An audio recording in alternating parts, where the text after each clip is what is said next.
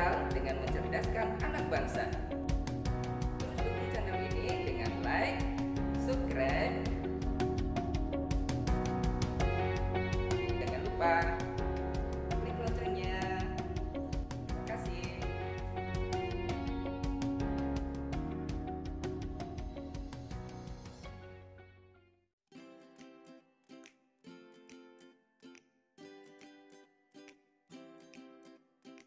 Assalamualaikum warahmatullahi wabarakatuh. Selamat pagi anak-anak. Bagaimana kabarnya hari ini? Semoga kalian selalu dalam keadaan sehat walafiat. Ya. Nah, hari ini merupakan pertemuan kita yang kedua. Ya, jadi pertemuan sebelumnya Bapak sudah menjelaskan tentang perbedaan sel prokariotik dengan sel eukariotik. Jadi untuk pertemuan kali ini Bapak akan menjelaskan perbedaan antara sel tumbuhan dengan sel hewan. Apa saja sih perbedaannya? Masa sih ada perbedaan antara sel tumbuhan dan sel hewan? Oke, Bapak akan membahasnya.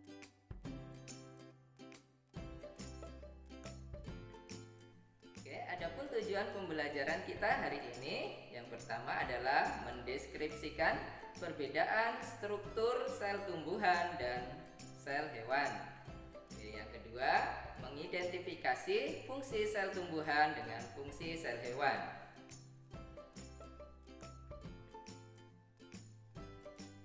Oke, pada dasarnya, sel tumbuhan maupun sel hewan ini termasuk dalam sel eukariotik. Ya, kemarin sudah Bapak jelaskan apa itu sel eukariotik. Masih ingat? Oke, kalau tidak ingat silakan kalian lihat kembali video sebelumnya ya. Oke, jadi oleh karena itu ya, antara sel hewan maupun sel tumbuhan ini memiliki banyak persamaan. Meskipun demikian, kedua sel tersebut juga memiliki perbedaan, yaitu perbedaan pada organel sel yang spesifik. Sel tumbuhan memiliki beberapa organel sel yang tidak dimiliki oleh sel hewan. Begitu pula sel hewan juga memiliki beberapa organel yang tidak dimiliki oleh sel tumbuhan.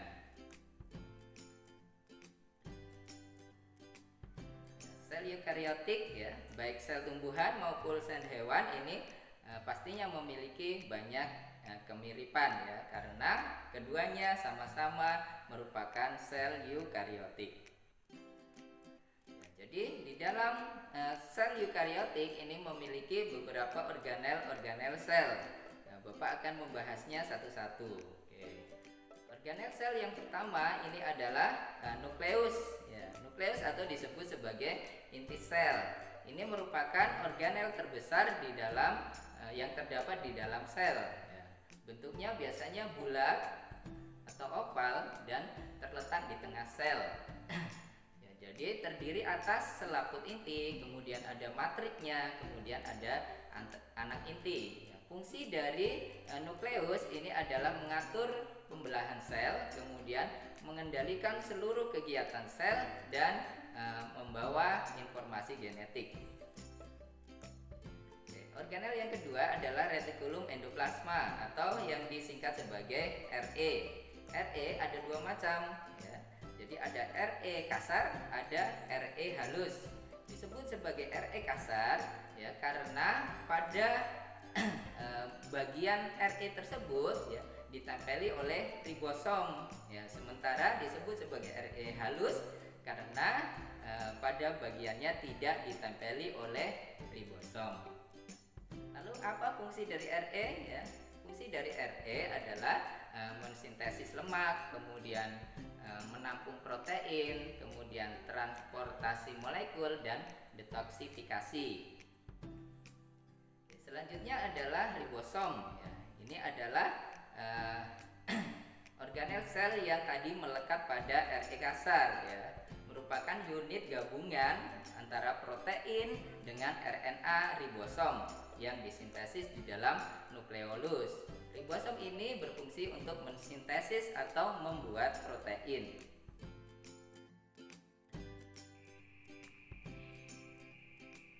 Oke, jadi organel-organel sel pada sel eukariotik yang pertama tadi ada nukleus atau inti sel, kemudian ada retikulum endoplasma yaitu ada dua, Re kasar dan Re halus. Oke, kemudian ada ribosom.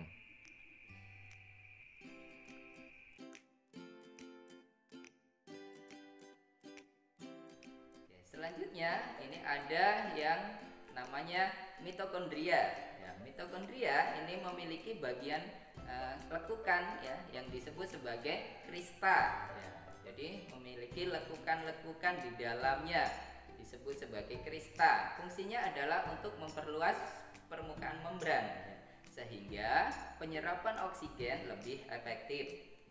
Bagian dalam dari mitokondria ini disebut sebagai matrik ya, disebut sebagai matrik. Matrik ini berfungsi untuk oksidasi asam lemak dan metabolisme asetil koenzim.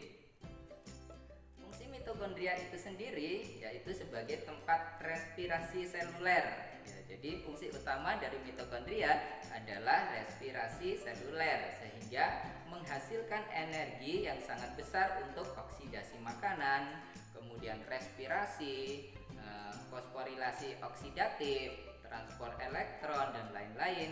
Maka mitokondria disebut juga sebagai the powerhouse of cell ya, karena mitokondria menghasilkan banyak energi. Oke, selanjutnya adalah kompleks Golgi ya. Kompleks Golgi ya, ini berbentuk kantung pipih, kemudian bertumpuk-tumpuk dan dilengkapi dengan vesikula ya, fungsinya adalah untuk sekresi ya, jadi fungsi utama dari kompleks Golgi adalah untuk sekresi, kemudian membentuk membran plasma, sintesis polisakarida dan membentuk akrosom. Selanjutnya ada badan mikro, ini terdiri atas pereksisom dan glikoksisom ya, kemudian berperan dalam oksidasi substrat.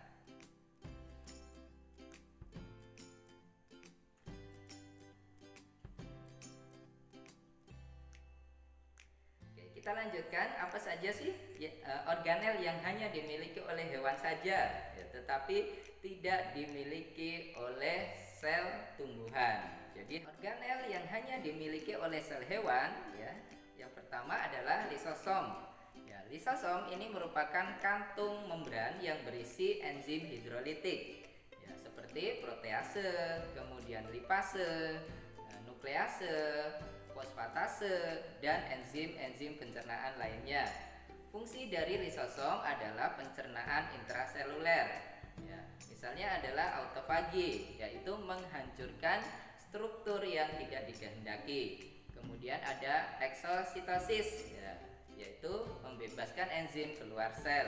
Kemudian ada autolisis, yaitu menghancurkan diri dengan membebaskan isi dari lisosom itu sendiri. Yang kedua adalah sentriol ya, sentriol ini berperan dalam pembelahan sel. Saat pembelahan sel, tiap-tiap sentriol ini akan saling memisah dan menuju kutub berlawanan. Oke, selanjutnya adalah organel yang hanya terdapat pada sel tumbuhan tetapi tidak dimiliki oleh sel hewan ya. Pada sel tumbuhan ini terdapat yang namanya dinding sel. Dinding sel ini merupakan lapisan terluar yang tersusun atas selulosa, hemiselulosa, dan pektin. Fungsi dari dinding sel yaitu sebagai penyokong dan pelindung selaput plasma serta memelihara keseimbangan sel dari tekanan. Yang kedua adalah vakuola. Vakuola yaitu organel sitoplasmik berisi cairan yang dibatasi oleh tonoplas. Pada tanaman yang masih kecil, biasanya vakuolanya juga kecil, tetapi setelah tanaman dewasa, maka vakuolanya akan ikut membesar. Fungsi dari vakuola adalah tempat menyimpan zat makanan, misalnya adalah amilum dan gula. Kemudian menyimpan pigmen dan penimbunan sisa metabolisme. Kemudian yang ketiga adalah plastida. Ya, plastida ini merupakan organel rangkap. Plastida ini dibagi menjadi tiga berdasarkan warna pigmennya. Yang pertama disebut sebagai kloroplas ya, kloroplas ini adalah plastida yang berwarna hijau yang fungsinya sebagai tempat untuk fotosintesis. Yang kedua adalah kromoplas, ya, plastida yang mengandung pigmen non fotosintetik, yaitu warnanya biasanya adalah merah, oranye atau kuning, ya, misalnya terdapat pada wortel. Kemudian yang ketiga ada leukoplas. Leukoplas ini adalah plastida yang tidak memiliki warna, biasanya terdapat pada tempat organ penyimpan cadangan makanan, misalnya pada biji atau pada umbi. Oke, jadi perbedaan sel tumbuhan dengan sel hewan yaitu pada sel tumbuhan ini memiliki dinding sel, kemudian vakuola dan plastida. Kemudian pada sel hewan ini memiliki lisosom dan sentriol. Jadi itu adalah perbedaan antara sel hewan dan sel tumbuhan. Oke, demikian pertemuan kali ini. Di hari ini kita sudah membahas tentang perbedaan antara sel tumbuhan dengan sel hewan. Jadi seperti biasa, untuk absen kalian silahkan kalian like video ini. Kemudian bagi yang belum subscribe silahkan subscribe, dan jangan lupa klik loncengnya agar kalian selalu terhubung dengan channel Bapak dan tetap mengikuti materi-materi selanjutnya. Oke, untuk selanjutnya Bapak akan memberikan kalian tugas, ya, jadi seperti biasa kalian tulis jawaban kalian menggunakan kertas, kemudian kalian kirim menggunakan Classroom. Soal pertama yaitu mengapa mitokondria disebut sebagai the powerhouse of cell. Oke. Yang kedua, apa perbedaan sel tumbuhan dan sel hewan?